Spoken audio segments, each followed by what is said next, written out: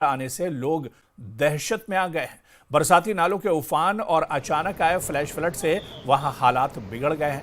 नाले का पानी वहां मौजूद एक स्कूल और उसके बाद हाईवे तक आ पहुंचा है। हालांकि आशंका जताई जा रही है कि पहाड़ों पर ऊपरी हिस्से में कहीं बादल फटा होगा, जिसके बाद इतना पानी एक साथ वहां अचानक आ गया। और पानी का बहाव आप देखिए कितनी तेजी से, हालांकि साल भर नालों में ज्यादा पानी नहीं रहता है, ये बरसाती नाले और बरसात में ही नालों में पानी दिखाई देता है, लेकिन अचानक लग रहा है या तो बादल फटा है या फिर ग्लेशियर टूटने की वजह से इस तरह का पानी, इतनी तेजी से पानी आया है। आसपास में हालांकि अब इंतजामिया के लोग मौजूद हैं, प्रशासन वहां पर मुस्तैद है, लेकिन बताया जा रहा है कि एक स्कूल में भी ये पानी घुसा है और हाईवे तक इससे नुकसान पहुंचा है। हाईवे पर भी काफी ज्यादा पानी, और तस्वीरें आप देख सकते हैं रोड के ऊपर कितनी तेजी से पानी बह रहा है। जो हाईवे है, ये मंडी की तस्वीर, हिमाचल प्रदेश के मंडी की तस्वीर हम आपको दिखा रहे हैं, जहां एक स्कूल और हाईवे तक ये पानी पहुंचा है। दरअसल ये अचानक पानी का बहाव काफी तेज हो गया, प्रशासन भी नहीं समझ पाया कि इतनी तेजी से पानी कहां पर आया,